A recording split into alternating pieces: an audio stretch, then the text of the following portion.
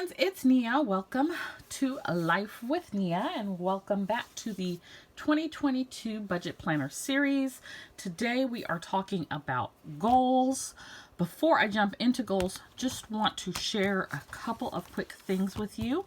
One is that I went out to Debt Free Charts and I was looking, I was reprinting old stuff and looking to see if there was anything new, and I just thought this was hilarious. So, I printed out some new things that they have. Game of loans. They have an afterpay chart, but the dumb stuff was hilarious to me. So again, those are free. It's debtfreecharts.com. The other thing is, was anybody like screaming at me in the sinking funds video that I was recording the information on the wrong page? I accidentally put the sinking funds info on the 3-month check-in. Sinking funds 3-month check-in, not where I intended it to be. So I went back, and I'll just live with this, but I did go back and record it where it was supposed to be from the previous video in this series. So today we're working on goals. That includes the goal sheet and the 2022 things to do, the 22 things to do in 2022. And so this is something like I've been sort of working on and trying to figure out exactly how I want it to look. What I've ultimately decided to do is keep this primarily financial goals. And then I have some regular goals incorporated into the 22 things that I want to do in 2022. And I do not have 22 things yet, so I think I have about 15 or 16, so there's still room to add some things. The other thing I'm going to do is on here, on certain items, for one thing, I started this video and I did not go look up the numbers I was supposed to go look at, so I don't have a number on a few things. But on some things, the number that I have in my mind may change because it's like a stretch goal. It's like, and it may be like way too big. So I want to make it attainable in the sense of a SMART goal. But I want it to also be a challenge. But I think it may be too much of a challenge because in order to, for example, hit a monetary goal, you need to make enough money and have enough discretionary income that it's even possible. So, probability is one thing, possibility is a whole nother. And so it's like, is that even possible? I don't want to have, something completely unattainable out there. So I'm going to put the number in pencil because I'm not sure until I get done with everything in the whole budget thing if it is attainable as a stretch goal. I had been using the Pilot multi-ball, but I am finding that it's not bleeding through, but it's definitely shadowing. And so, like this, can you see it's shadowed behind that? So I am going to, I think I'm going to use the Sarasa R or the Sarasa Dry going forward. So today I'm going to do Sarasa R. So the first goal in my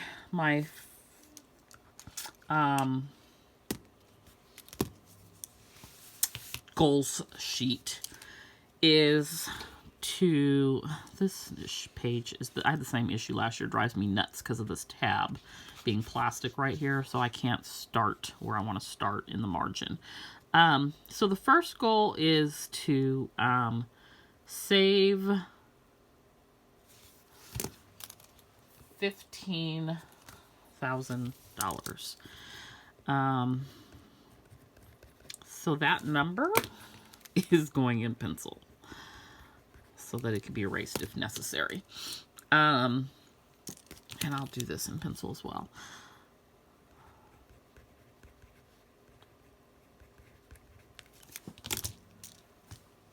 Excuse me. Okay, so 5,000 of that would be my emergency fund. 10,000 is going to be my house and sinking fund. The method is the savings challenge, savings challenges. And so my goal is to do, right now I have it at 5 different savings challenges. So we have the $5 savings challenge. We have the 52-week savings challenge. We have the TBM, which is the Budget Mom savings challenge. And those are 3 savings challenges that I also did in 2021 and completed them successfully. And so now I want to again stretch and add some new savings challenges. So the first one is the 5K savings challenge. And that is to save $5,000. We'll talk more about it when I get to the savings video. And then the Moneyopoly or Saveopoly, which I'm pulling from one of the 2021 Budget Mom Savings Challenges. I'm going to leave space for 2 more because I'm not sure if this is enough or if I need to add in more. And part of that is because this number is sort of fluid right now until I figure out where I'm at exactly with my money. Okay, so the next thing is we're going to pay off some debt. And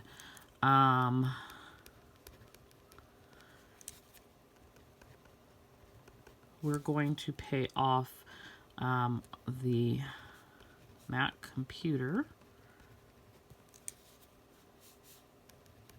PayPal, Kohl's,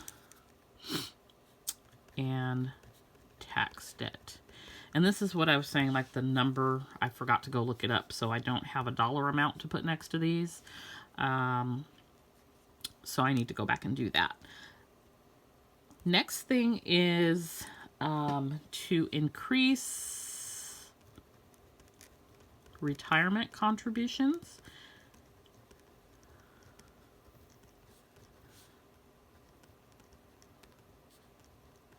And so I have 2. One is a before tax, and so we're going to increase the before tax by $100. And then one is an after tax, and we're going to do that one by $50. And so target date, I'm kind of not in my columns here, but the target date for that, for this at least, is February. For my debt payoff, the target date is going to be December 2022. And the same thing with my savings goals, because it's something that I'm going to be working on all year. So those are, oh, one more savings goal. Studio Bliss Co. 50,000 in revenue. Revenue is sales before any of the taxes, before any of the fees, before shipping. It is just straight sales. So that would not be my profit. That is what I want my sales to be. So those are my financial goals for 2022. Now let's talk about some things that I would like to do in 2022. So the first thing is to create and stick to a budget, which I think that I am fairly good at creating. Sometimes we struggle to stick. I should add Afterpay on here. And I feel like December I've almost sort of fallen off. Like this has helped me get back on track because Black Friday was a hot mess. So create and stick to a budget. Journal daily. which I did a great job in 2020, but have not done a great job in 2021. Make the bed daily.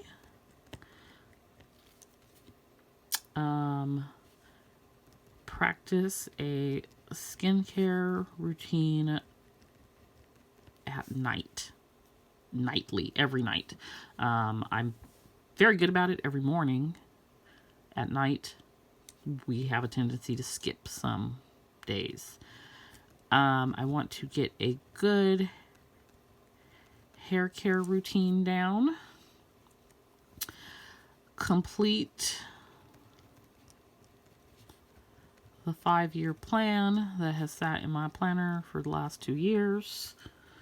And that will cover personal, financial, career, and business goals. And that will also help me solidify those numbers that I wrote in pencil. I want to create an end of life plan, which sounds so morbid, but like we've lost a lot of people over the last year, and I want to have everything together to make it easier for someone else should I pass away. So like all my passwords, will, insurance, documents, everything together. Here it is. So that the person just has to go to that and can take care of everything. I want to use Instagram more efficiently and effectively. So that's like real stories, IGTV. I really do not use it to its full capacity. And I think somewhat to my detriment. So I definitely want to do that. Practice lettering weekly. So you all saw I had a unboxing of the lettering box, and I want to make sure that I'm practicing my lettering. I have a financial master class that I'm enrolled in, and I want to do 1 course per week. I want to finish my photo class, which would also include really learning Adobe Photoshop. Declutter, and part of that will include purging, giving, and selling. Student loans. My student loans are in the process of being transferred, so I really should have worked on this last year, and it was one of my goals, but I just did not. So I want to make sure I have all my documents together, which I did print everything out before they started the transfer. So it's just about organizing it and creating a PSLF tracker, Public Service Loan Forgiveness Tracker, so that I'm just really on top of it and know where I stand with all of my stuff.